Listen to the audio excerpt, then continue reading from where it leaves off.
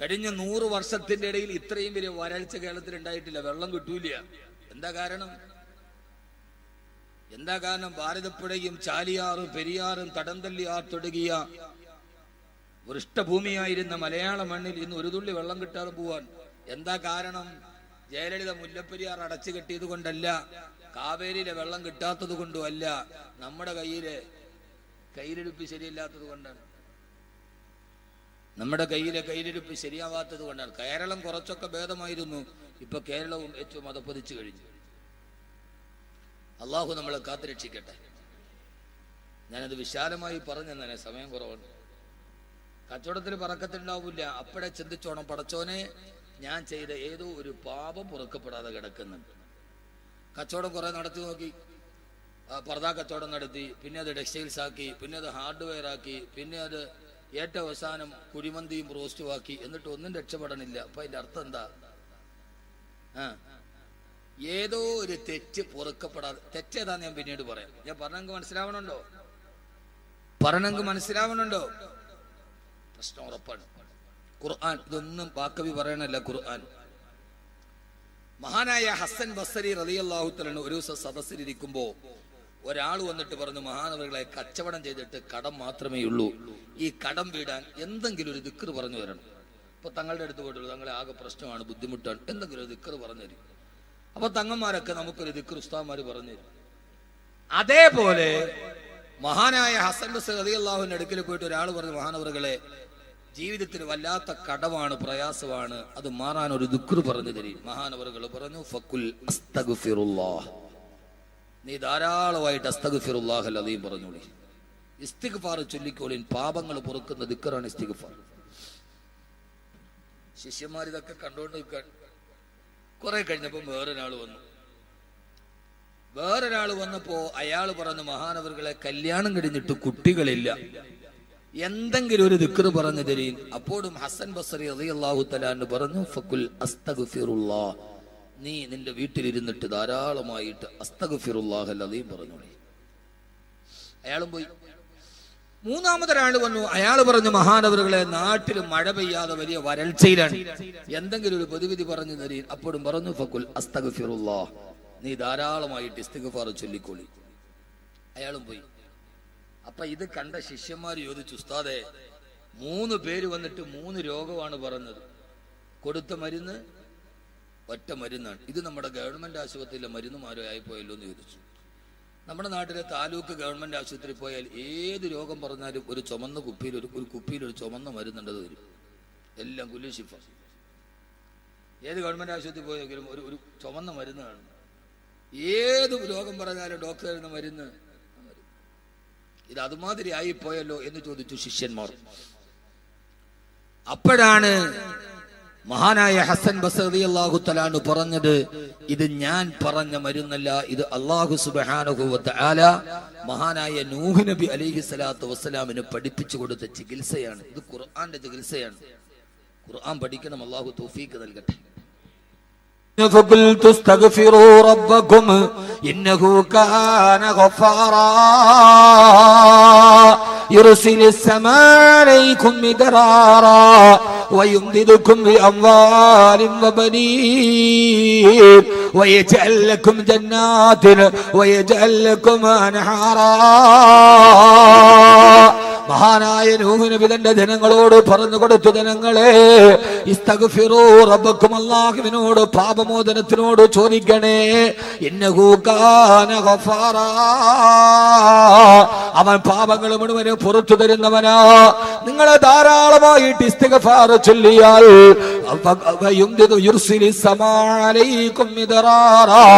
ആകാശലോകത്ത് അല്ലാഹു നിങ്ങൾക്ക് മഴ വർഷിപ്പിച്ചു തരും.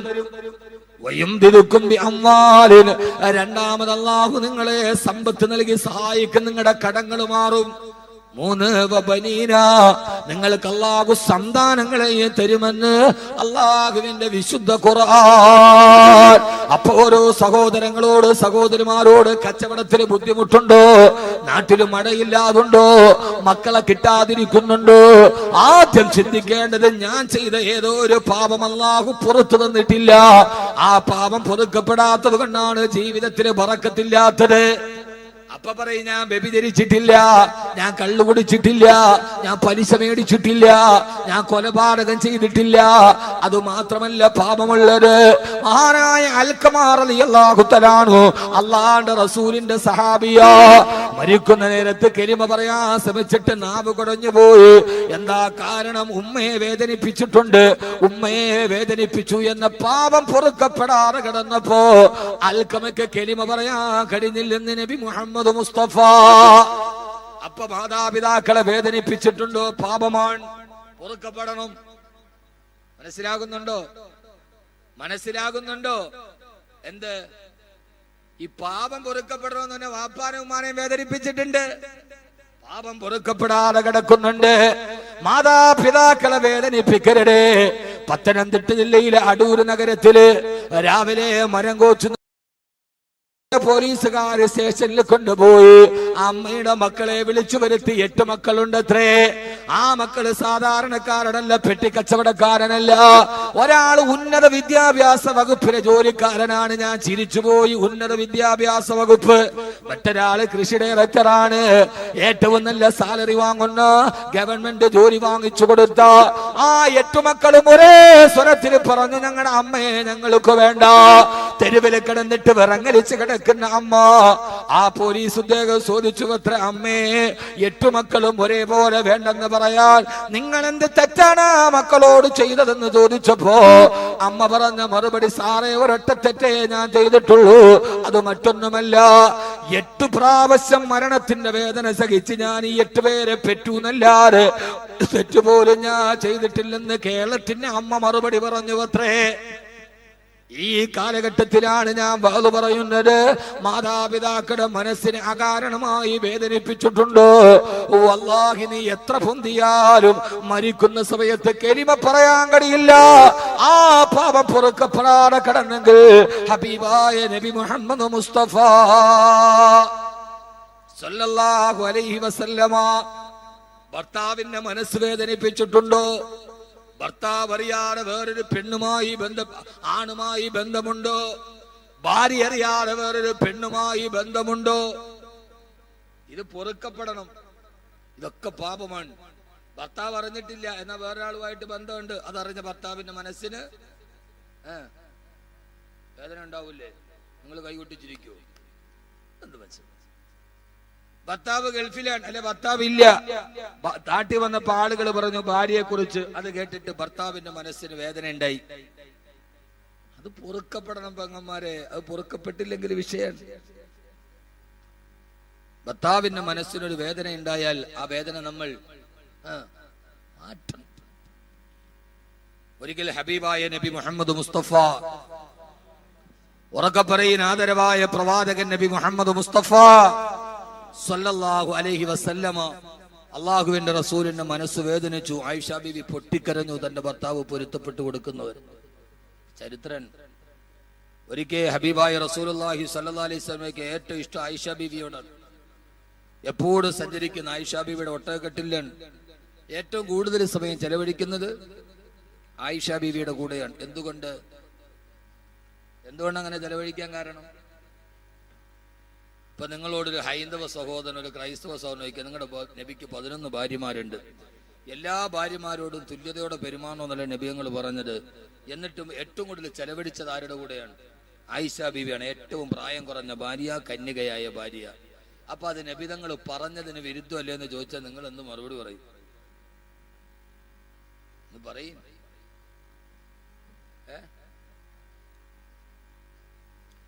ആ പഠിപ്പിച്ചതിന് വിരുദ്ധമല്ലേ എന്ന് പറഞ്ഞാൽ നിങ്ങൾ എന്ത് മറുപടി പറയും?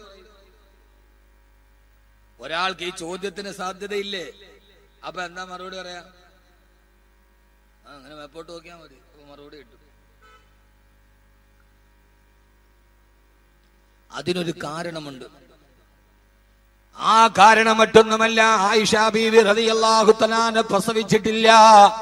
ബാക്കിയുള്ള ഭാര്യമാർക്ക് കഥ പറയാനും സങ്കടം വരുമ്പോ ആശ്വസിപ്പിക്കാനും അവരുടെ ജീവിതത്തിൽ താങ്ങായി തണലായി അവർക്ക് അവരുടെ മക്കളുണ്ട്. പക്ഷെ ആയിഷ ബീവിക്ക് മക്കളില്ല. ആശ്വസിപ്പിക്കാനും കഥ പറയാനും അല്ലാഹുവിന്റെ റസൂൽ മാത്രമേ ഉള്ളൂ. ആ ഒരൊറ്റ കാരണം കൊണ്ടാണ് ഹബീബായ നബി തങ്ങൾ ആയിഷ ബീവിയുടെ കൂടെ സമയം കൂടുതൽ ചെലവഴിച്ചത്. ബാക്കിയുള്ളവർക്ക് മക്കളുണ്ട്, ആയിഷ ബീവിക്ക് മക്കളില്ല. അപ്പൊ എല്ലാത്തിനും ആരേ ഉള്ളൂ? ഞാനേ ഉള്ളൂ. അതുകൊണ്ടാണ് അവിടെ പോയത്, തമാശ പറഞ്ഞത്, മടിയിൽ തല വെച്ച് കിടന്നത്, ഓട്ട മത്സരം നടന്നത്. മദീനയിൽ പോയാൽ ഒരു പള്ളി കാണാം, മസ്ജിദ് സബക്. ആ പള്ളിയുടെ പേര് മസ്ജിദ് സബക് എന്നാണ്. മത്സരം നടന്ന പള്ളി. എന്ത് മത്സരം?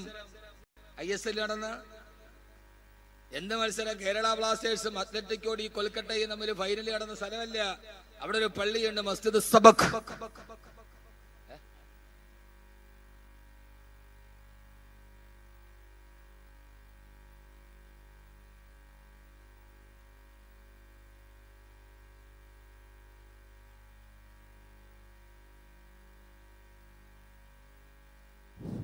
ഞാൻ കുറെ നേരം കൊണ്ട് ചിന്തിക്കുന്നുണ്ട് മൈക്കിനെന്ത് പറ്റി. ആദ്യ മൈക്ക് നല്ല മൈക്കായിരുന്നു, പിന്നെ അതിന്റെ കോയിൽ പോയി നടിക്കും. കുറച്ചുകൂടി ബേസ് കൊണ്ട് ബേസ്. ആദരവായ പ്രവാചകൻ നബി മുഹമ്മദ് മുസ്തഫ ശരിയായില്ല സല്ലല്ലാഹു അലൈഹി വസല്ലമ മത്സരം നടത്തിയ പള്ളിയാണ്. ഏത് മത്സരം? ആയിഷ ബീവിയായിട്ട് ഓട്ട മത്സരം നടത്തി. ആദ്യ മത്സരം നടന്നു, ആയിഷ ബീവി നബി തങ്ങളെ തോൽപ്പിച്ചു. പിന്നീട് ആയിഷ ബീവി പറയാവലം മസ്ദാദ ലഹ്മി, എന്റെ ശരീരത്തിൽ കുറച്ച് ഇറച്ചിയൊക്കെ വെച്ചു, എനിക്ക് തൂക്കം കൂടി, വണ്ണം കൂടി. എന്ത് രസവ കേൾക്കാൻ. വലം മസ്ദാദ ലഹ്മി, എനിക്കൊരൽപ്പം ഇറച്ചിയൊക്കെ വെച്ചു, എനിക്കൊരൽപ്പം വണ്ണം കൂടി. അത് കണ്ടപ്പോ നബി ഞങ്ങൾ പറഞ്ഞു, ആയിഷ ഇന്ന് നമുക്കൊന്ന് ഓടിയാലോ? അന്ന് ആയിഷ ബീവിക്ക് വണ്ണം കുറവാണ്, അപ്പൊ തോപ്പിച്ചു. വലം മസ്ദാദ ലഹ്മി, എന്റെ ഇറച്ചി കൂടിയപ്പോ വീണ്ടും ഞാൻ നബിയും കൂടെ ഓടി, ഞാൻ തോറ്റുപോയി. വണ്ണം കൂടി കൊണ്ട് ഓടാൻ പറ്റിയില്ല. മസ്ജിദ് സബക്. ഭാര്യയും ഭർത്താവും തമ്മിൽ ഇങ്ങനെ ചില കെമിസ്ട്രിയൊക്കെ ഉണ്ടാവണം. വല്ലപ്പോഴും ഒരു ഓട്ട മത്സരമൊക്കെ നടത്തണം, വീടിന്റെ മുറ്റത്ത് ആരും കാണാതെ. അയലോക്കങ്കാര് കാണരുത്, കണ്ടാ തെറ്റിദ്ധരിക്കും. സുന്നത്തൻ. അള്ളാന്റെ റസൂൽ ആയിഷ ബീവിയുടെ മടിയിൽ തലവറച്ച് വർത്താനം പറഞ്ഞിരുന്നു, കടങ്കഥ പറഞ്ഞിരുന്നു, ചോദ്യം ചോദിച്ചിരുന്നു. ഇതൊക്കെ സുന്നത്താണ്. തൊപ്പിവെക്കൽ മാത്രമല്ല സുന്നത്ത്. നീ വലിയ അവറുകളായിട്ട് ഇങ്ങനെ അങ്ങ് നടന്നാ പോരാ. ഞാൻ ആരാ? ഞാൻ വലിയ അവറുകളാണ്. ഒരു വെള്ള മുണ്ട് കൊടുത്ത് വെള്ള ഷർട്ടും ഇട്ട് കതറൊക്കെ മുക്കി, അത് പശയൊക്കെ മുക്കിയിട്ട് അവൻ ഏത് സമയത്ത് ഒരു ഐഫോൺ ഇങ്ങേച്ച വീട്ടില് മറ്റൊരു ഗാലക്സി S7 ഇവിടെ. ഹലോ DCC പ്രസിഡന്റ് അല്ലേ, സെക്രട്ടറി അല്ലേ? ഇത് പറയണ കേട്ടാ ഓർക്കും ഇവനെന്തോ ലോകത്തെ ഏറ്റവും വലിയ ആളാന്ന് എന്നും പറഞ്ഞിട്ട് അങ്ങനെ നാട്ടിൽ കൂടെ നടന്നാ പോരാ. ഭാര്യമാരുടെ അടുത്ത് പോയിരിക്കണം, സമയം കൊടുക്കണം അവർക്ക്. സന്ധ്യയാകുമ്പോ വീട്ടിൽ എത്തണം, അവരോട് സംസാരിക്കണം. അല്ല നീ വലിയ ആളായിട്ട് നടന്നാ പോരാ. അവസ്ഥാനം എങ്ങനെ നോക്കൂ. നോക്ക്, നീ അങ്ങോട്ടും ഇങ്ങോട്ടും ദുബൈ പോയി നടന്നാ പോരാ, ഭാര്യമാരുടെ അടുക്കൽ പോയിരിക്കും. ഇത് അവിടെ നിന്ന് വരുമ്പോ കുറെ ആളുകളോടെ ടാങ്കിന് ഇടവും കൊടുത്തു വിടും. അത് ദുനിയാവ് മുഴുവൻ കൊണ്ടേ കൊടുത്തിട്ട് വരുമ്പോ തിരിച്ചു പോകാൻ സമയമാവും. അങ്ങനെയല്ല, അവരോട് കൂടെ വർത്താനം പറയണം. അള്ളാന്റെ റസൂലും മടിയിലെ തെരവെച്ച് വർത്തമാനല്ലാഹു അലൈഹി വസല്ലം. എന്റെ ഒരു അഭിപ്രായം എന്താ അറിയോ? വീടിന്റെ മുമ്പിൽ ഒരു കുറച്ച് മിറ്റം വേണം. ആ മിറ്റത്തിന്റെ സൈഡിൽ കുറച്ച് പുൽത്തകടിയൊക്കെ വേണം. രാത്രിയിൽ മക്കളൊക്കെ കിടന്നുറങ്ങി, അമ്മായിയപ്പനും അമ്മായിയമ്മയൊക്കെ ഉറങ്ങി, ഭാര്യയും ഭർത്താവും കൂടി പോയി രാത്രിയിൽ പോയി ആ പുല്ലിന്റെ മുകളിൽ ഇരുന്ന് അവര് പരസ്പരം കുറച്ചേരം വർത്താനൊക്കെ പറയണം. വല്ലപ്പോഴൊക്കെ, എന്നുമല്ല വല്ലപ്പോഴുമൊക്കെ. അള്ളാഹു തൗഫീഖ് തരട്ടെ. അങ്ങനെയുള്ള വീടൊക്കെ വെക്കണം കേട്ടോ. എന്റെ അഭിപ്രായം അതാണ്. എന്റെ അഭിപ്രായത്തിനോട് യോജിക്കാം വിയോജിക്കാം. ഒരു ചെറിയ വീടാണ്, എന്നാലും അവിടെ ഒരു ചെറിയ സ്ഥലത്ത് കുറച്ച് ചെടിയൊക്കെ നട്ട്, പുല്ലില്ല, നമ്മൾ തന്നെ കുറച്ച് ചെടിയൊക്കെ നട്ട് അവിടെ പോയി ഭാര്യയും ഭർത്താവും കൂടി അവിടെ പോയിരുന്ന്, മക്കളൊക്കെ ഉറങ്ങി, അമ്മയൊക്കെ ഉറങ്ങി, ഭാര്യയും ഭർത്താവും കൂടെ അവിടെ പോയിരുന്നു കുറച്ചു നേരം വർത്താനം പറഞ്ഞു. അവങ്ങൾക്ക് വലിയ സന്തോഷമാവും. പക്ഷെ ഭാര്യയും ഭർത്താവും ഒന്നിച്ചിരുന്ന് അവിടെ നിന്ന് വർത്താനം പറയുമ്പോൾ ഈ അമ്മായിയമ്മ എന്ന് പറയുന്ന സാധനം ഇങ്ങനെ മതിലിന്റെ മുകളിൽ കൂടെ ഓന്തു നോക്കുമ്പോൾ ഒളിഞ്ഞു നോക്കരുത്. ഭാര്യയും ഭർത്താവും കൊണ്ട് അവിടെ നിന്ന് പറയാ, ഇതിപ്പോ ഇവൾ എന്താ ഇവന്റെ പറ്റൂല. ഹബീബായ നബി സല്ലല്ലാഹു അലൈഹി വസല്ലം അതൊക്കെ ചെയ്യാറുണ്ടായിരുന്നു. അള്ളാഹുവിന്റെ പ്രവാചകന്റെ ഭാര്യമാരുടെ ഇടയിൽ അങ്ങനെ ചില സംസാരങ്ങൾ ഉണ്ടായിരുന്നു. ഒരിക്കൽ അള്ളാഹുന്റെ റസൂല് 11 ഭാര്യമാരെയും വിളിച്ചുകൂട്ടി അടുത്തിരുത്തി. എന്താ നബി എല്ലാരെയും കൂടെ വിളിച്ചത്? എന്നിട്ട് നബി സല്ലല്ലാഹു അലൈഹി വസല്ലം 12 ഭാര്യമാരുണ്ടായിരുന്ന ഒരാളുടെ ജീവിതത്തിൽ അദ്ദേഹം അനുഭവിച്ച ദുഃഖത്തിന്റെ ഒരു കഥ പറഞ്ഞു കൊടുത്തു. 11 ഭാര്യമാരെയും കൂട്ടി അടുത്തിരുത്തി. എന്നിട്ട് ബനു ഇസ്രായേലുള്ള 12 ഭാര്യമാരുള്ള ഒരാൾ, അയാൾ അനുഭവിച്ച ത്യാഗവും ബുദ്ധിമുട്ടും നബി ഞങ്ങൾ പറഞ്ഞു കൊടുത്തു. അപ്പൊ ആയിഷ ബീവി ചോദിച്ചു, നബി ഇതിപ്പോ എന്തിനാ ഞങ്ങളോട് പറയണം? അപ്പൊ അള്ളാഹുവിന്റെ റസൂൽ ചുമ്മാ പറഞ്ഞാണ്. ഇതാണ് മുത്ത് റസൂൽ. ഇതാണ് മുത്ത റസൂൽ സല്ലല്ലാഹു അലൈഹി വസല്ലം. ഇതേപോലെ ഒരു ദിവസം ഹഫ്സ റളിയല്ലാഹു അൻഹാ ആയിഷ ബിബിയോട് പറഞ്ഞു, ഹഫ്സ, നമുക്ക് അല്ലാഹുവിന്റെ റസൂലിനെ നമുക്കൊന്ന് പറ്റിക്കാം ഹഫ്സ. എന്താണ് പറ്റിക്കാൻ? അവർ രണ്ടുപേരും കൂടെ ചെറിയൊരു ഉപായം പ്ലാൻ ചെയ്തു. ഞാനത് പറഞ്ഞുതരാം, അല്ലാഹു തൗഫീഖ് നൽകട്ടെ. ഇൻഷാ അല്ലാഹ് ഈ പരിപാടിയുടെ വിജയത്തിന് വേണ്ടി സംഘാടകർ ഒരു ബക്കറ്റുമായിട്ട് നിങ്ങളുടെ മുമ്പിൽ വരും. എല്ലാവരും ഒരു കാര്യമായ ഒരു സംഖ്യ പരിപാടിയൊക്കെ അനൗൺസ്മെന്റ് ചെയ്തു. നോട്ട് നിരോധനം വന്നു. ആ നോട്ട് നിരോധനത്തിന്റെ ഇടയിൽ സംഘാടകർക്ക് സാമ്പത്തികമായി വലിയൊരു പ്രയാസമുണ്ട്. പ്രസന്റ് പഠിക്കണം.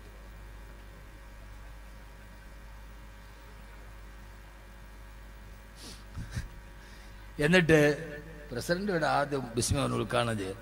അള്ളാഹു സ്വീകരിക്കുമാറാകട്ടെ. അപ്പോ എന്താ പറഞ്ഞേ? അള്ളാഹു സ്വീകരിക്കുമാറാകട്ടെ. എല്ലാവരും ഒരു നല്ല സദഖ അല്ലാഹുവേ നീ സ്വീകരിക്കണേ അല്ലാ. ഏതാഗ്രഹത്തോടെ ഈ സദഖ ചെയ്യുന്നുവോ അവരെ ഹലാലായ മുറാദുകളെ ഹാസിലാക്കണേ തമ്പുരാനെ. രോഗങ്ങളുണ്ടെങ്കിൽ ശിഫയാക്കണേ അല്ലാ. പ്രയാസങ്ങൾ മാറ്റണേ അല്ലാ. ബുദ്ധിമുട്ടുകൾ അവസാനിപ്പിക്കണേ അല്ലാ. ബിഹഖി സയ്യിദിനാ മുഹമ്മദിൻ വഅലിഹി വസഹ്ബിഹി അജ്മഈൻ. ബക്കറ്റ് കൊണ്ടു. ഹഫ്സ റളിയല്ലാഹു തആല പറഞ്ഞു, ആയിഷ, ഇന്നത്തെ ദിവസം ആയിഷ ബിബിയുടെ നിന്റെ ഒട്ടകക്കെട്ടിൽ ഞാൻ കയറിയിരിക്കാം, എന്റെ ഒട്ടകക്കെട്ടിൽ നീ കയറിയിരിക്കുക. അപ്പൊ നബി സല്ലല്ലാഹു അലൈഹി വസല്ലം വന്നിട്ട് നിന്റെ ഒട്ടകക്കെട്ടിലാന്ന് പറഞ്ഞ് കയറുമ്പോ അവിടെ ഞാനാണ്. നബിയെ നമുക്ക് ചെറുതായിട്ടൊന്ന് പറ്റിക്കാം എന്ന് പറഞ്ഞു ഹഫ്സ റളിയല്ലാഹു അൻഹ. ഇവിടെ സഹോദരിമാര് കൂടുതലാന്ന് പറഞ്ഞുകൊണ്ട് ഞാൻ ഒന്നും പറഞ്ഞില്ലെന്നുള്ള പരാതി വേണ്ട, ശ്രദ്ധിച്ചു കേൾക്ക്.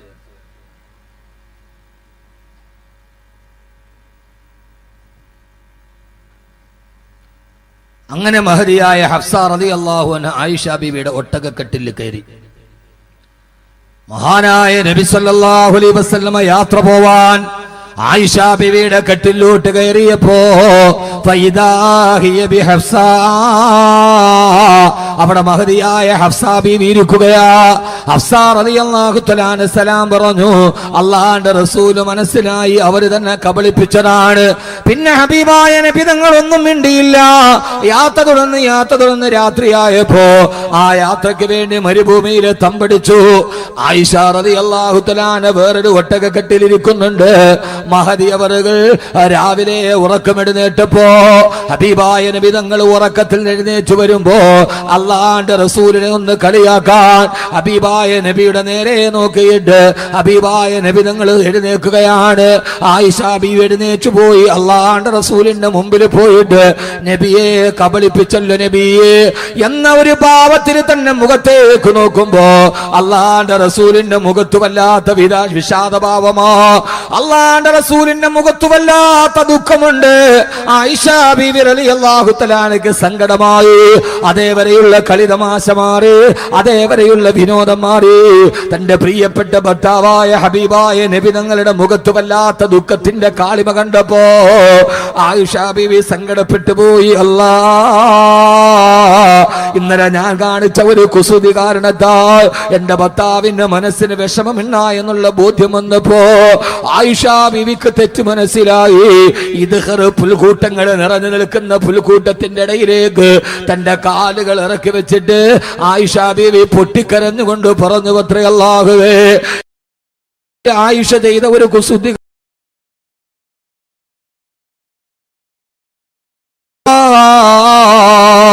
എന്റെ ഭർത്താവിന്റെ മനസ്സ് ഞാൻ വേദനിപ്പിച്ചത് കൊണ്ട് ഇദ്ഖർ പുൽക്കൂട്ടത്തിന്റെ ഉള്ളിൽ നിന്നൊരു പാമ്പോ തേളോ കടന്നു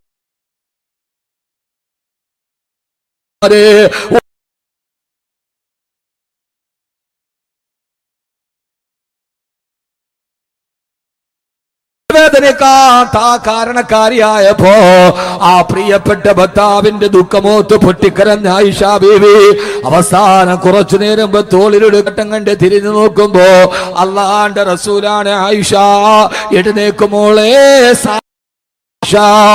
എന്ന ഹബീബായ നബി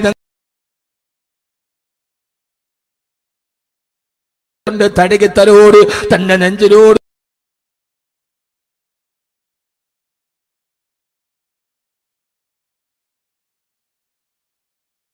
പോയ ആയിഷ റളിയല്ലാഹു അൻഹയെ പോലെ സമയത്തിന്റെ പരിമിതി കൊണ്ട് ഞാൻ ഓർമ്മിപ്പിക്കട്ടെ, നമ്മൾ ചെയ്യുന്ന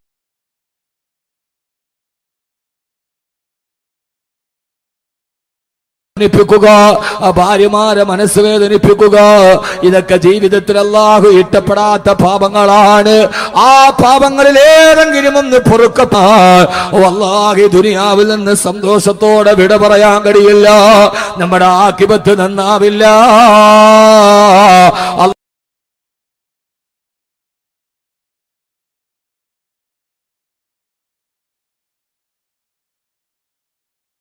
നമ്മുടെ ആഖിബത്തിന് തടസ്സമായി നിൽക്കുന്ന, നമ്മുടെ ആഖിബത്ത് നന്നാവാൻ തടസ്സമായി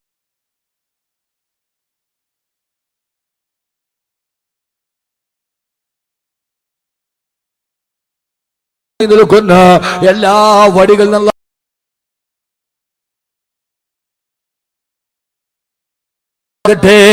അതുകൊണ്ട് എന്റെ പ്രിയപ്പെട്ട ോട് സഹോദരിമാരോട് ഈ വിഷയത്തിന്റെ പരിസമാപ്തി കുറിച്ചുകൊണ്ട് ഈ വിനീതന് പറയാനുള്ളത്, തെറ്റ് ചെയ്യാത്തവര് വളരെ കുറവാ. ആ തെറ്റുകളൊക്കെ തെറ്റുകളാന്ന് മനസ്സിലാക്കി പിന്നെ ദാമത്തി മുക്കിലി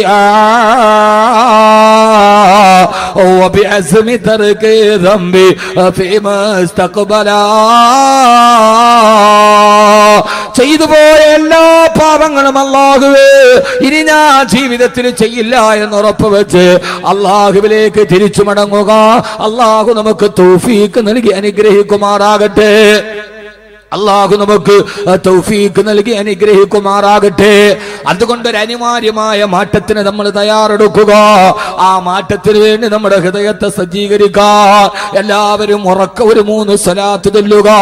ഇൻഷാ അല്ലാഹ് ഇനി നമുക്ക് ഈ ജീവിതത്തിൽ ഈ ഹദ്ദാദ് നഗർ ഒരുമിച്ചിരിക്കുമ്പോ നമ്മുടെ ഹൃദയത്തിൽ വിദ്വേഷം വേണ്ട, നമുക്ക് പകകൾ വേണ്ട, നമുക്ക് തെറ്റിനോടുള്ള അഭിവാഞ്ച വേണ്ട. അല്ലാഹുവേ ചുരുക്കകാലം നീ ഞങ്ങൾക്ക് ആയുസ് നൽകുമ്പോ ഞങ്ങളിൽ ആദ്യമാരാണ് മണ്ണിലേക്ക് പോകുന്നതെന്നറിയില്ല, ആരാണ് കബറടക്കപ്പെടുന്നതെന്നറിയില്ല, ആരുടെ മയ്യത്ത് നിസ്കാരമാണ് ആദ്യം നിർവഹിക്കുന്നതെന്നറിയില്ല. എന്തിനാണ് മോനെ ഈ മത്സരം? എന്തിനാണ് ഈ വിഭാഗീയത? എന്തിനാ? ഓരോ സംഘടനകളും ഓരോ പാർട്ടികളും ഓരോ മഹല്ലുകളും ഓരോ വിഭാഗങ്ങളും ഒക്കെ ജഹുസമൂഹത്തിന് സ്വാഭാവികമാ. പക്ഷെ അതിനൊക്കെ അപ്പുറം നമ്മളെല്ലാവരും ഒന്നല്ലയോ? നമ്മുടെ കിബില ഒന്നല്ലയോ? നമ്മുടെ റസൂൽ ഒന്നല്ലയോ?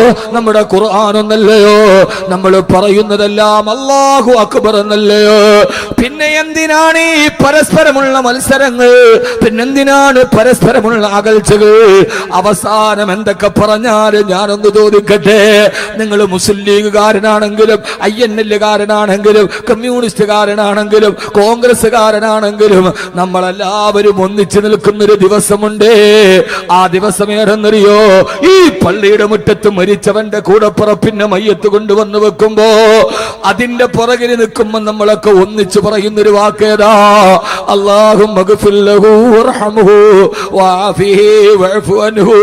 ഇന്നലെ വരെ എന്റെ കൂടെ കലഹിച്ച് നടന്നവൻ, ഇന്നലെ വരെ എന്റെ മറുഭാഗത്ത് നിന്നവൻ, അവൻ ഇന്ന് വിട പറയുന്നു. അല്ലാഹുവേ, ആറടി മണ്ണിലേക്ക് പോകുന്ന സമയത്ത് മനസ്സിൽ നമുക്ക് ദുഃഖം വരാൻ പറ്റുമോ? അതുകൊണ്ട് എന്റെ പ്രിയപ്പെട്ട ഹദ്ദാദ് നിവാസികളോട്, എന്റെ പ്രിയപ്പെട്ട ഞാനിത് പറയുന്നത് മനസ്സിൽ തൊട്ടിട്ടാണ്. കാസർഗോഡ് ജില്ലയിൽ ഈ വിനീതൻ പ്രഭാഷണത്തിന് വരുമ്പോ ഏതാണ്ട് ആദ്യം തന്നെ ഞാൻ വന്ന് സംസാരിച്ചു പോയൊരു നാടാണിത്. പക്ഷെ ഇപ്പൊ ചില വാക്കുകളൊക്കെ കേൾക്കുമ്പോ, ചില വാർത്തകൾ കേൾക്കുമ്പോ വല്ലാഹി നിങ്ങളുടെ ഒരു സഹോദരൻ രീതിയിൽ മനസ്സിൽ വിഷമം തോന്നാറുണ്ട്. എന്റെ പ്രിയപ്പെട്ട ഹദ്ദാദുകാരെ, ഒരൊറ്റ വാക്ക് ഞാൻ പറയട്ടെ, അലൈക്കുമൽ ജമാ, അലൈക്കുമൽ ജമാ, അലൈക്കുമൽ ജമാ. നിങ്ങൾ നിങ്ങളുടെ ജമാഅത്തിനെ മുറുകെ പിടിക്കണേ. ഹബീബായ നബി തങ്ങൾ പറഞ്ഞത് നിങ്ങൾക്ക് യോജിക്കാൻ കഴിയണോ? അത് നിങ്ങളുടെ ജമാഅത്തിന്റെ കീഴിൽ യോജിക്കാൻ കഴിയണേ. അലൈക്കുമൽ ജമാ, നിങ്ങൾ തമ്മിൽ യോജിക്കാൻ കഴിയണേ. ആ യോജിക്കാൻ കഴിയുന്ന പൊതു സംവിധാനമാണ് ജമാഅത്ത്.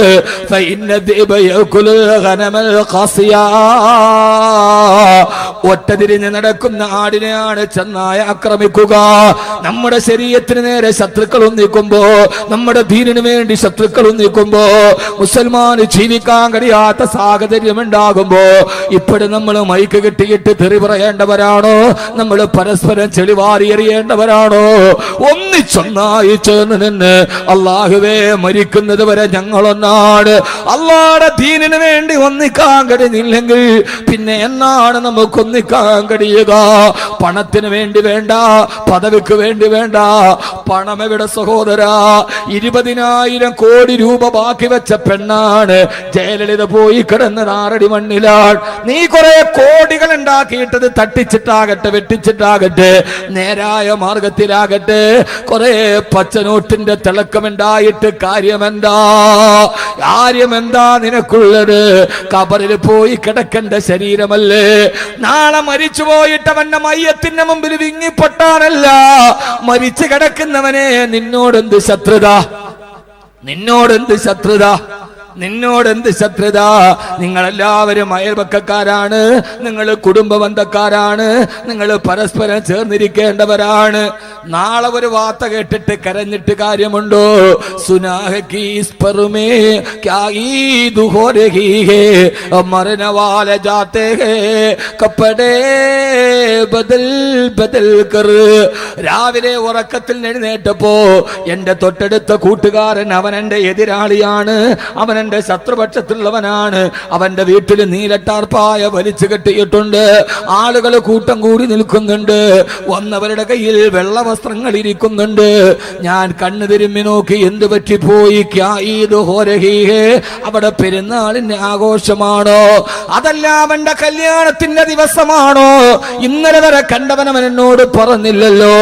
അടുത്തടുത്ത് ഞാൻ അയൽവക്കത്തെ വീട്ടിൽ പോയപ്പോഴാണ് ചിത്രം വ്യക്തമായത്. അവിടെ കല്യാണത്തിന്റെ ഒരുക്കമല്ല. വന്നു നിൽക്കുന്നവന്റെ കയ്യിലുള്ള പൂമാലയും വസ്ത്രവും പുതുമണവാട്ടിക്ക് കൊടുത്തതല്ല. പിന്നെ എന്താണ് ഇവിടെ സംഭവിച്ചത്? മരണവാല ജാത്തേ കപ്പടേ ബദൽ ബദൽ കർ. എന്റെ കൂട്ടുകാരൻ മരിച്ചു കിടക്കുകയാണ്. എന്റെ കൂട്ടുകാരൻ ഇന്നലെ ഉറക്കത്തിൽ എഴുന്നേറ്റില്ലത്രേ. രാവിലെ തട്ടി വിളിച്ചപ്പോ അനക്കമില്ലത്രേ. അവിടെ വരുന്നവനെ പുതപ്പിക്കാനുള്ള കഫന്നുണിയാണ്. അവിടെ ഇരിക്കുന്നവരുടെ കയ്യിലുള്ളവന്റെ ശരീരത്തിൽ വെക്കാനുള്ള റീത്തുകളാണ്. എന്റെ പൊന്നുമോനെ, മരിച്ചു കഴിഞ്ഞിട്ട് മുകളിൽ കൊണ്ടുപോയി റീത്ത് വെച്ചിട്ട് കാര്യമെന്താ? തടവാ ഉസ്താദ് പൊതിച്ചതുപോലെ ഇരുമ്പിന്റെ ഉലക്ക വിഴുങ്ങി എന്നാൽ പിന്നെ ചുക്കിന്റെ വെള്ളം അതിനു മതിയോ പൊന്നേ? ഇരുമ്പിന്റെ ഉലക്ക വിഴുങ്ങി എന്നാൽ പിന്നെ ചുക്കിന്റെ വെള്ളം അതിനു മതിയോ പൊന്നേ? എല്ലാ കൊള്ളരുതായ്മയും ചെയ്തിട്ട് അവസാനം മരിച്ചിട്ട് നെഞ്ചിന്റെ മുകളിൽ റീത്ത് വെച്ചാ നിനക്കെന്ത് പുണ്യം കിട്ടാനാ? ജീവിതത്തിൽ സൽക്കർമ്മം ചെയ്യണം. എന്റെ കൂട്ടുകാരൻ മരിച്ചു പോയല്ലോ, അവനെ വെള്ളത്തുണിയിൽ പൊതിഞ്ഞല്ലോ, അവന്റെ മുകളിലേക്ക് ആളുകൾ, അവന്റെ ഭാര്യ കരയുന്നുണ്ടല്ലോ, അവന്റെ പൊന്നുമക്കള് പൊട്ടിക്കരയുന്നുണ്ടല്ലോ. ഇന്നലെ വരെ അവന്റെ ഭാര്യ മരിക്കണമെന്ന് ഞാൻ ആഗ്രഹിച്ചിരുന്നു, അവന്റെ കച്ചവടം തകരണമെന്ന് ഞാൻ ആഗ്രഹിച്ചിരുന്നു. പക്ഷേ എന്റെ കൂട്ടുകാരനെ മയ്യത്തെടുത്തപ്പോ അവന്റെ മക്കള് വാതിൽ പുറകില് നിന്നിട്ട് വിളിക്കുന്നുണ്ട് ഉപ്പാ. ആ വിളി കേട്ടാൽ അലിയാത്ത ഹൃദയമേതാ ഉള്ളത്? വസാറബനൂക ഐതാമന് സിഗാറാ വഅന കൈറസകൽ ബഅലുൽ ജദീദു. അവന്റെ മക്കള് കിടന്ന് ഉപ്പാന്ന് വിളിക്കുന്നുണ്ട്, അവന്റെ ഭാര്യ പൊട്ടിക്കരയുന്നുണ്ട്. അല്ലാഹുവേ എനിക്ക് ഇവനെ സഹായിക്കാൻ കഴിഞ്ഞില്ലല്ലോ. എല്ലാവരും കൂടി പള്ളിയുടെ മുമ്പിൽ കൊണ്ടുവന്ന് മയ്യത്ത് നിസ്കരിച്ച് ഖബറിലേക്ക് ഇറക്കി വിടുമ്പോ ഒരു പിടി മണ്ണ് വാരി ഇടാതിരിക്കാൻ കഴിയോ? ഇന്നലെ വരെ ഞങ്ങൾ 2 രീതിയിൽ നിന്നവരാണ്. പക്ഷേ ഖബറടക്കുമ്പോ കൈ കൊണ്ടൊരു പിടി മണ്ണ് വാരി ഇടാതിരിക്കാൻ പറ്റുമോ? മനസ്സിൽ വിദ്വേഷം വെച്ചിട്ട് പിടിമണ്ണ് മാറിയിട്ടിട്ട് കാര്യമെന്താ? അതുകൊണ്ട് ഹദ്ദാദ് നഗറിലെ പ്രിയപ്പെട്ട സഹോദരങ്ങളോട് ഞാനിത് പറയുന്നത്, നിങ്ങളുടെ ചില പ്രവൃത്തി കൊണ്ട് എനിക്കും വേദന ഉണ്ടായിട്ടുണ്ടാവാം. പക്ഷേ വല്ലാഹി എനിക്കതൊരു പ്രശ്നമല്ല. അതെന്റെ ഹൃദയത്തെ വേദനിപ്പിച്ചിട്ടുമില്ല. ഞാൻ ഈ ഹദ്ദാദ് നഗറിൽ നിന്നിട്ട് പറയാണ്, എന്തൊക്കെ പ്രശ്നമുണ്ടായാലും അതെന്റെ ഹൃദയത്തെ വേദനിപ്പിച്ചിട്ടേ ഇല്ല. ഞാൻ അങ്ങനെ വേദനിച്ചിട്ട് തളരുന്നവനുമല്ല. ചെറുപ്പകാലം മുതലേ ഒഴുക്കിനെതിരെ നീന്തി പിടിച്ചിട്ട് ഇവിടം വരെ പറന്നെത്തിയതാണ് ഞാൻ. ചെറുപ്പം മുതലേ ഒഴുക്കിനെതിരെ നീന്തിയവനാണ് ഞാൻ. അതുകൊണ്ട് എനിക്ക് മലവെള്ളപ്പാച്ചില് പ്രശ്നം. ഇഖ്വാനി വഖുല്ലാനി, അല്ലാഹുവിന്റെ മാർഗത്തിൽ നിങ്ങൾ ഒന്നിച്ചു നിൽക്കണേ. അലൈക്കുമൽ ജമാ, നിങ്ങൾ ജമാഅത്തിനെ മുറുകെ പിടിക്കണേ. അല്ലാഹു മരിക്കുന്നത് വരെ ഈ പള്ളിമുറ്റത്ത് ഒരുമിച്ച് നിൽക്കാൻ അല്ലാഹു നമുക്ക് തൗഫീഖ് നൽകി അനുഗ്രഹിക്കുമാറാകട്ടെ. അല്ലാഹു തൗഫീഖ് നൽകട്ടെ. എന്റെ കൽബി എന്ന് പറയുന്ന വാക്കാണ്, എന്റെ അപ്പുറത്തോട്ടൊന്നുമില്ല. ഇതെന്റെ കൽബി എന്ന് പറയുന്ന വാക്കാണ്. അല്ലാഹു നമുക്ക് തൗഫീഖ് നൽകുമാറാകട്ടെ. അല്ലാഹു തൗഫീഖ് നൽകുമാറാകട്ടെ. ആദരവായ പ്രവാചകൻ നബി മുഹമ്മദ് മുസ്തഫ സല്ലല്ലാഹു അലൈഹി വസല്ലമ നമുക്കൊരു മാറ്റമുണ്ടാകേണ്ട സഹോദരങ്ങളെ. എന്ന് വരെയാണ് ഇതിലേക്കാണ് തമ്മിലടിച്ചവരായിരുന്നില്ലേ മക്കാ ഖുറൈശികൾ? അവരാരാ? സഹാബത്തുകളാരാ? ആരാ സഹാബത്തുകളാരാ? ഹബീബായ നബി മുഹമ്മദ് മുസ്തഫ. ഉറക്കപ്പറ, അവരാരാ? അവര് ജീവിതത്തിൽ തമ്മിലടിച്ചവരാണ്.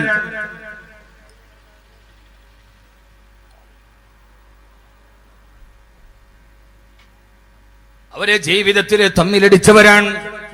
ഉമറിനെ പോലെ വലിയൊരു തെമ്മാടിയാരാ?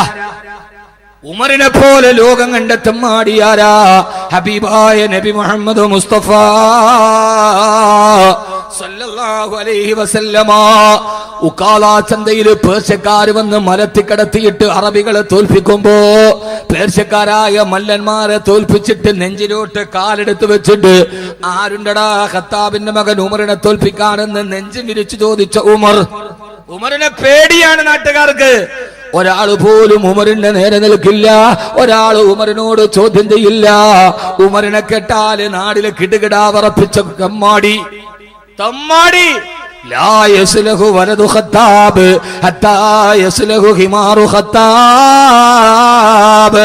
ഖത്താബിന്റെ വീട്ടിലെ കഴുതക്ക് മനസ്സ് മാറ്റമുണ്ടായാലും ഖത്താബിന്റെ മകൻ ഉമറിന് മനസ്സിന് മാറ്റമുണ്ടാവില്ല. നന്നായില്ല മനുഷ്യൻ. നമുക്കെന്ന് നന്നായി കൂടാ. അത് അങ്ങനെയല്ല ഉസ്താദേ, അത് ഇങ്ങനെ. എന്തിങ്ങനെ?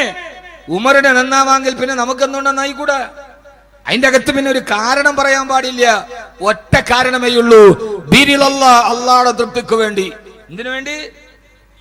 എന്തിനു വേണ്ടി? ഉമർ നന്നായത് മക്കയുടെ അധികാരത്തിന് വേണ്ടിയല്ല.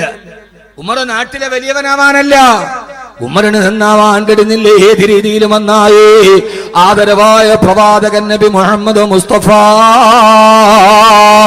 സല്ലല്ലാഹു അലൈഹി വസല്ലം വഫാത്തായി. മഹാനായ നബി സല്ലല്ലാഹു അലൈഹി വസല്ലമയുടെ ഭൗതിക ശരീരം ആയിഷ റളിയല്ലാഹു തആല വീട്ടിൽ കൊണ്ടുപോയി വെക്കുമ്പോ സഹാബത്ത് പറഞ്ഞു, തൂഫിയ റസൂലുള്ളാഹ്. മഹാനായ അബൂബക്കർ റളിയല്ലാഹു തആല ഹബീബായ നബി തങ്ങളുടെ ശരീരത്തിന്റെ ചാരത്ത് വന്ന് നിന്നിട്ട് അബൂബക്കർ റളിയല്ലാഹു അൻഹു പറഞ്ഞു, മുത്തുനബിയേ സല്ലല്ലാഹു അലൈഹി വസല്ലം, ഇതെന്തോ ഒരു അത്ഭുതമാണ് നബിയേ. അങ്ങ് ജീവിച്ചിരുന്നപ്പോഴും സുഹൃതമാണ്, അങ്ങ് ജീവിച്ചിരുന്നപ്പോഴും സുഗന്ധമാണ്, അങ്ങ് വിട പറയുമ്പോൾ സുഗന്ധം മാറിയിട്ടില്ലല്ലോ നബിയേ. എന്തോ ഒരു സുഗന്ധമാണ് അങ്ങയുടെ ശരീരത്തിൽ നിന്ന് വരുന്നത് നബിയേ എന്ന് പറയുമ്പോഴാണ് കരഞ്ഞ് കലങ്ങിയ കണ്ണുമായി കോപാക്രാന്തനായി ഉമർ വന്നത്. അല്ലാഹുവിന്റെ റസൂലിന്റെ ശരീരത്തിന്റെ ചാരത്ത് വന്നത് മുഖത്തേക്ക് നോക്കിയിട്ട് ഇങ്ങനെ പൊട്ടിക്കരയുമ്പോ ആരോ വിളിച്ചു പറഞ്ഞു, ഉമറേ തൂഫിയ റസൂലുള്ളാഹ്, അല്ലാഹുവിന്റെ റസൂൽ നമ്മളെ വിട്ടുപോയി ഉമറേ. ആ സമയത്ത് തന്റെ അറയിൽ കിടന്ന വാളൂരിയെടുത്തിട്ട് ആരെങ്കിലും എന്നെ ഹബീബായ മുത്തു വിട പറഞ്ഞെന്ന് പറഞ്ഞാൽ പറയുന്നവന്റെ കരുത്ത് ഞാൻ വെട്ടിയരിയുമടാ. അതാതുകാരെ, ആരായി പറയുന്നത്? ഈ മനുഷ്യന്റെ തലയെടുക്കാൻ ഊരിപ്പിടിച്ച വടിവാളുമായി പോയ അതേ മനുഷ്യനാണ്. ഞാൻ കൊല്ലാൻ പോയ ആളാരോ അദ്ദേഹം വധിക്കപ്പെട്ടെന്ന് പറഞ്ഞാൽ പറയുന്നവന്റെ കഴുത്ത് ഞാൻ വെട്ടിയെടുക്കുമെന്ന് ഭ്രാന്തനെ പോലെ ഉടവാള് വീശിയെറിയുമ്പോ അബൂബക്കർ റളിയല്ലാഹു തആല വന്നു ഉമറിന്റെ മുത്തടിയിലേക്ക് കൈവച്ചിട്ട് ഉമറേ ഹബീബായ നബി തങ്ങൾ നമ്മളെ വിട്ടുപോയി ഉമറേ. ബഹുമാനപ്പെട്ട ഉമർ റളിയല്ലാഹു തആല അബൂബക്കർ റളിയല്ലാഹു അൻഹുവിന്റെ നെഞ്ചിലേക്ക് ചാന്ന് കടന്ന് കൊച്ചുകുട്ടിയെ പോലെ അബൂബക്കറേ ഹബീബായ മുത്ത് നമ്മളെ വിട്ടുപോയിട്ടില്ല. മൂസാ നബി അള്ളാനെ കാണാൻ പോയിട്ട് 40 ദിവസം കഴിഞ്ഞ് തിരിച്ചു വന്നതുപോലെ നമ്മുടെ റസൂലുള്ള തിരിച്ചു വരും അബൂബക്കറേ. ഹബീബായ നബി തങ്ങൾ നമ്മളെ വിട്ടുപോവില്ല. ഇത് അള്ളാനെ കാണാ പോയതാ. ഇല്ല ഉമറേ വമാ മുഹമ്മദുൻ ഇല്ലാ റസൂൽ ഖദ് ഖലത് മിൻ ഖബലിഹി റസൂൽ അഫഇമ്മാ തൗഖുതിലൻ കലബതും വലാ അൽഖാബികും. അല്ലാഹുവിന്റെ പ്രവാചകന്മാരെല്ലാവർക്കും മരണം സാധ്യമാ. അബൂബക്കർ റളിയല്ലാഹു അൻഹുവിന്റെ ചുമലിലേക്ക് ചാഞ്ഞു കിടന്ന് പൊട്ടിക്കരഞ്ഞ ഉമർ അവസാനം ഹബീബായ നബി തങ്ങൾ വഫാത്തായി. ഖലീഫയായിരിക്കുമ്പോ അനസ് ബിൻ മാലിക് റളിയല്ലാഹു തആല പാതിരാ സമയത്ത് ഈത്തപ്പഴത്തോട്ടത്തിലൂടെ പോയപ്പോ രാത്രിയിൽ ഈത്തപ്പഴത്തോട്ടത്തിൽ നിന്നൊരു ശബ്ദം കേൾക്കുകയാ. എടാ ഉമറേ നീ ആരാണടാ നിന്നെ അമീറുൽ മുഅ്മിനീൻ എന്ന് വിളിച്ചത്? നീ ഒരു കാലത്ത് കള്ളു കുടിച്ചവനല്ലേടാ, നീ പെണ്ണിനെ പിടിച്ചവനല്ലേടാ ഉമറേ. അനസ് റളിയല്ലാഹു തആല ഞെട്ടിപ്പോയി. കിസ്റ കൈസറിനെ കിടുകിടാ വിറപ്പിച്ച ഉമറിനെ പാതിരാത്രിയിൽ ചോദ്യം ചെയ്യുന്നതാരാ?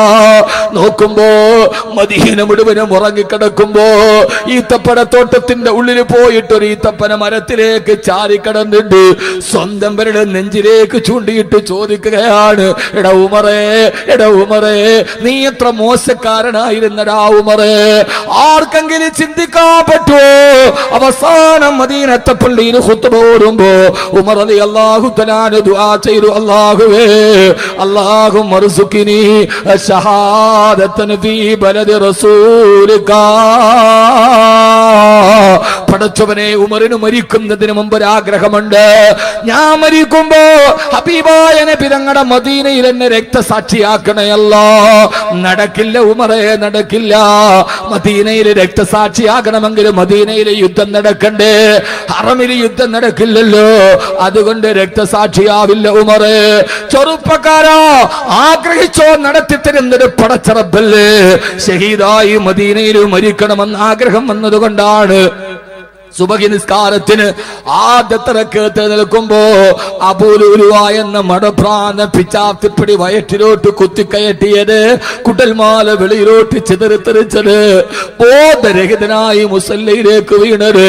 ഇടയ്ക്ക് ബോധം വന്നപ്പോ താഴെ കിടക്കുന്ന കുടൽമാലകൾ ഇടത്തെ കൈ കൊണ്ട് തന്റെ വയറ്റിലേക്ക് ചേർത്ത് വെച്ച് വലത്തെ കൈ നിലത്ത് കുത്തി എഴുന്നേൽക്കുകയാ.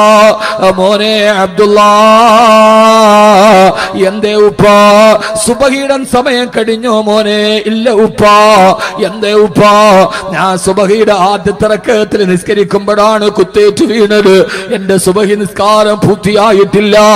അല്ലാഹുവിന്റെ മുമ്പിലേക്ക് ഞാൻ പോകുമ്പോ സുബഹി കളാക്കിയിട്ട് ഉമർ പോയി നിന്നാൽ ഉമറിന് പേടിയാ അബ്ദുല്ലാ.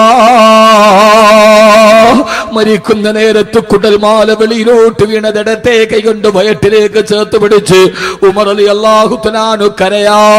അവസാനം പറഞ്ഞു, മോനെ അബ്ദുല്ലാ, ആയിഷ ബീവിയോട് പോയിട്ട് ചോദിക്കതെടുത്ത് കബറ് കുടിക്കാൻ ഒരു സ്ഥലം ചോദിക്ക്. അള്ളാന്റെ റസൂലിന്റെ അടുക്കൽ എന്റെ കബറ് കുടിക്കണം. ആയിഷ ബീവി റളിയല്ലാഹു തആല അനുവാദം കൊടുത്തു. അബ്ദുല്ലാഹിബ്നു ഉമർ എന്ന പൊന്നുമോന്റെ മടിയിൽ തലവെച്ച് കിടക്കുമ്പോ അവസാനം മടിയിൽ തലവെച്ച് കിടക്കുമ്പോ മോനെ അബ്ദുല്ലാ, ഉപ്പാടെ ശിരസ്സെടുത്ത് മണ്ണിൽ വെക്കും മോനെ. എന്തേ ഉപ്പാ? നിന്റെ ഉപ്പാക്കൊരു യോഗ്യതയുമില്ല. നിന്റെ ഉപ്പ ഒരു കാലത്ത് കള്ളുകുടിയനായിരുന്നു. നിന്റെ ഉപ്പ ഒരു കാലത്ത് ഏറ്റവും വലിയ തെമ്മാടിയായിരുന്നു.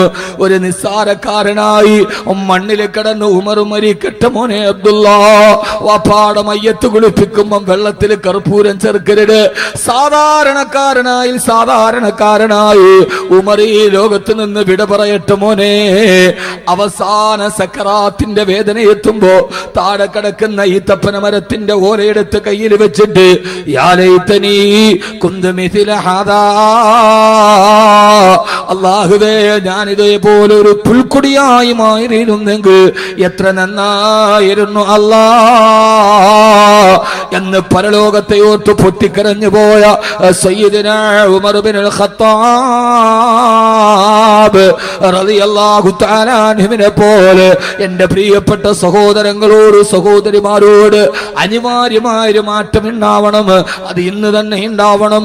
ഇനി മുതൽ ജീവിതത്തിൽ നന്മയ്ക്ക് വേണ്ടി നിലകൊള്ളണം. ഉമർ റളിയല്ലാഹു അൻഹുവിന് മാറ്റം വന്നതുപോലെ നമ്മുടെ ജീവിതത്തിൽ മാറ്റമുണ്ടാകണം. അൽഹംദുലില്ലാഹ് തുമ്മ അൽഹംദുലില്ലാഹ്. അഞ്ചാമത്തെ പ്രാവശ്യമാണ് ഹദ്ദാദ് നഗറിൽ ഞാൻ ഈ പ്രഭാഷണം നടത്തുന്നത്. വല്ലാഹി പടച്ച റബ്ബിനെ തന്നെയാണ് സത്യം. ഇനി ഒരിക്കൽ കൂടി ഒരു ഡേറ്റ് തന്നിട്ട് ഇവിടെ വരുമോ എന്ന കാര്യം എന്റെ ചിന്തയിലില്ല. വരണമെന്നത്ര വലിയ ആഗ്രഹവും വെച്ചിട്ടില്ല. പക്ഷേ ഇൻഷാ അല്ലാഹ് ഹദ്ദാദ് നഗർ അല്ലാഹു അനുഗ്രഹിച്ച ഒരു നാടാണ്. ധാരാളം വിഭവശേഷി അല്ലാഹു നിങ്ങൾക്ക് തന്നിട്ടുണ്ട്. സാമ്പത്തിക ഭദ്രത അല്ലാഹു തന്നിട്ടുണ്ട്. ദീനിന്റെ കാര്യത്തിന് ഇറങ്ങാൻ പറ്റുന്ന ഒരു വലിയ നേതൃനിര ഇവിടെയുണ്ട്. പക്ഷേ ഇത് പല ഭാഗങ്ങളായി ചിഹ്നിച്ചിതറാതെ ഒന്നിച്ചു നിന്നാൽ കാസർഗോഡ് ജില്ലയുടെ ഏതു ഭാഗത്ത് നടത്തുന്നതിനേക്കാൾ കഴിയുന്ന മുന്നേറ്റം നടത്താൻ നമ്മുടെ ജമാഅത്തിന് കഴിയും. ആ ജമാഅത്തിന്റെ കീഴിൽ ഒന്നിക്കണേ. ഞാനിത് പറയുന്നത് നിങ്ങൾ ഒന്നിച്ചായതുകൊണ്ട് എനിക്കൊരു ലാഭവുമില്ല. പക്ഷേ എനിക്കൊരു ലാഭമുണ്ട്. ഹദ്ദാദ് നഗറിൽ ഞാൻ വന്നിട്ട് വാത് പറയുന്നത് എനിക്ക് വാഗ്ദാനം ചെയ്യപ്പെട്ട വലിയൊരു തുകയുടെ പേരൊന്നുമല്ല. എനിക്ക് നിങ്ങൾ തന്നാലും തന്നില്ലെങ്കിലും എനിക്കൊരു ലാഭമുണ്ട്. ആ ലാഭം ഈ കാണുന്ന വെള്ള പേപ്പറാ. ഇതിലൊരു സഹോദരി എഴുതിയത് ഉസ്താദ് ആദ്യം ഹദ്ദാദ് നഗറിൽ വരുമ്പോ ഹാഫിളീങ്ങളാക്കുന്ന പ്രതിഫലം പറഞ്ഞപ്പോ ഞങ്ങൾക്ക് ആ മക്കളില്ല, ഒരേ ഒരു പൊന്നുമോളാ. ആ മോളെ ഞങ്ങൾ ഹാഫിളത്താക്കാൻ നേർച്ചയാക്കി തീരുമാനിച്ചു. അൽഹംദുലില്ലാഹ് ഇന്ന് ഞാൻ ഇവിടെ വരുമ്പോ ആ കുട്ടി 29 ജുസു കാണാതെ പഠിച്ചു. ഒരു ജുസു കൂടി കാണാതെ പഠിച്ചാൽ ഇവിടെ ഹാഫിളത്താണ്. ധാരാളം പ്രയാസങ്ങളും രോഗങ്ങളും ഒക്കെ വന്നെങ്കിലും അതെല്ലാം മാറ്റിവെച്ച് ഉസ്താദ് ഹദ്ദാദ് നഗർ ആദ്യം വന്ന് വാല് പറഞ്ഞപ്പോ പുണ്യമദീന പറഞ്ഞത് ഞാൻ ഇവിടെയാണ്. പുണ്യമദീന പോലെ എന്റെ പ്രചുര പ്രചാരം നേടിയൊരു കാസറ്റ് വേറെയില്ല. ലോകാവസാനവും പ്രിയപ്പെട്ട ഉമ്മയും കഴിഞ്ഞ് ആ പുണ്യമദീന ഞാൻ പ്രസംഗിച്ചത് ഹദ്ദാദ് നഗറിൽ നിന്നിട്ടാണ്. ആ പുണ്യമദീന കേട്ടിട്ട് ഒരു സഹോദരൻ മരണപ്പെട്ടു പോയി റിയാദില്. അദ്ദേഹം മരണപ്പെട്ടു പോയപ്പോ ഒരു വസിയത്ത് എഴുതി തന്റെ സഹോദരനെ ഏൽപ്പിച്ചു. കബീർ ഉസ്താദിന്റെ പുണ്യമദീന കേട്ടപ്പോ ഞാൻ തീരുമാനിച്ചതാ എന്റെ സമ്പത്തിൽ നിന്ന് എല്ലാ മാസവും ഒരു 10,000 രൂപ ഒരു പാവപ്പെട്ട കുടുംബത്തിന് അയച്ചു കൊടുക്കണം. ഇപ്പോഴും അത് നിർത്താതെ അയച്ചു കൊടുക്കപ്പെടുന്നുണ്ട്. അത് ഈ ഹദ്ദാദ് നഗറിൽ നടത്തിയ പ്രസംഗമാണ്. ഈ സഹോദരി ഉസ്താദേ 29 ജുസു ആയി. ഇനി ഒരു ജുസു കൂടി കഴിഞ്ഞാൽ എന്റെ പൊന്നുമോള് ഹാഫിളത്താ. അതുകൊണ്ടാണ് ഞാൻ പറഞ്ഞത് ഇതൊന്നും എന്റെ ഹൃദയത്തെ വേദനിപ്പിക്കാറില്ല. എന്റെ ചിന്ത എന്റെ പടച്ചുറപ്പിലേക്ക് തന്ന നാവ് കൊണ്ടും എന്റെ ഭാഷ കൊണ്ടും എന്റെ ആരോഗ്യം കൊണ്ടും എന്റെ അനുഗ്രഹം കൊണ്ടും ആകുവിന്റെ ഖുർആനിന്റെ ആയിരക്കണക്കിന് ഹാഫിളീങ്ങൾ ഈ നാവ് കൊണ്ട് വന്നിട്ടുണ്ട്. കഴിഞ്ഞ 23-ാം തീയതി മംഗലാപുരത്ത് ബഹുമാനപ്പെട്ട സലീം സാഹിബിന്റെ കൂടെയുണ്ട്, അമീർ മസ്താനന്റെ കൂടെയുണ്ട്. അവർ ആ സദസ് കണ്ടടാ. 25,000-ലധികം ചെയറുകൾ മാത്രം നിരത്തി വെച്ച മംഗലാപുരത്തെ സദസ്. അന്ന് ഹവ്വാ നസീമ എന്ന പൊന്നുമോള് ഹാഫിളത്താവുകയാ. ആരാ ഹവ്വാ നസീമ എന്നറിയോ? കർണാടക ഭക്ഷ്യവകുപ്പ് മന്ത്രി ജനാബ് UT ഖാദർ സാഹിബിന്റെ ഏകമകളാ. 11-ാമത്തെ വയസ്സിൽ ഹവ്വാ. ഞാൻ ആ സ്ഥാപനത്തിൽ പോയപ്പോ എനിക്ക് ഖുർആൻ ഓതി കേൾപ്പിച്ചു തന്നു. എത്ര മനോഹരമായിട്ടാണ് പൊന്നുമോള് ഖുർആൻ ഓതുന്നത്. അല്ലാഹുവേ നീ സ്വീകരിക്കണേ അല്ലാ. ഇതുപോലെ എത്ര ഹാഫിളത്തുകൾ ഉസ്താദേ അല്ലാഹു ആ പൊന്നുമോളെ ഹാഫിളത്താക്കി കൊടുക്കട്ടെ. ഏതൊക്കെ പരാതികളും പരിമിതികളും ഞാൻ ഇവിടെ നിന്ന് പോയിട്ട് നിങ്ങൾ പറഞ്ഞാലും പറഞ്ഞില്ലെങ്കിലും ഈ സദസ്സിൽ നിന്ന് എനിക്കൊരു കൃത്യമായ ലാഭമുണ്ട്. ആ ലാഭം ഈ വിനീതന്റെ വാല് കേട്ടിട്ട് കഴിഞ്ഞ ആഴ്ച ഓച്ചിറയിൽ വെച്ച് നടന്ന ശരീഅത്ത് സംരക്ഷണ സമ്മേളനത്തിൽ സമസ്ത കേരള ജമിയത്തുൽ ഉലമയുടെ ജനറൽ സെക്രട്ടറി ശൈഖുന ആലിക്കുട്ടി മുസ്ലിയാർ അല്ലാഹു ആഫിയത്തും ആരോഗ്യവും കൊടുക്കട്ടെ എന്റെ തോളിൽ തട്ടിയിട്ട് പറഞ്ഞു, മോനെ നിന്റെ വാല് കേട്ടിട്ട് എത്ര പേരാണ് ഹാഫിളീങ്ങളായത്? അൽഹംദുലില്ലാഹ് 5 വർഷം കഴിഞ്ഞിട്ട് ഞാൻ ഇന്ന് ഇവിടെ നിന്ന് പിരിഞ്ഞു പോകുമ്പോ ഞാൻ എന്റെ വാല് കേട്ടിട്ട് ഇവിടെ ബാക്കി വെച്ച കുറെ നന്മകളുണ്ട്. അല്ലാഹുവേ നീ അത് ഖബറിലേക്ക് നൽകണേ അല്ലാഹ്. അതുകൊണ്ട് സഹോദരങ്ങളെ, സഹോദരിമാരെ, മനസ്സ് തുറന്നിട്ട് ഉസീക്കും ഇബാദല്ലാഹ് വയ്യായ ബിനഫ്സി അവ്വലം ബിതഖ്വല്ലാഹ്. അല്ലാഹനെ പേടിച്ച് ജീവിക്കണേ, പരലോകത്തെ പേടിച്ച് ജീവിക്കണേ. ഈ ഭൂമിയിൽ ചെയ്തതിനും പറഞ്ഞതിനുമൊക്കെ പരലോകത്ത് അല്ലാഹുവിന്റെ മുമ്പിൽ സമാധാനം പറയേണ്ടി വരുമെന്നുള്ള കൃത്യമായ ബോധം നമ്മുടെ ജീവിതത്തിൽ ഉണ്ടാകണേ. അല്ലാഹു തൗഫീഖ് നൽകി അനുഗ്രഹിക്കുമാറാകട്ടെ.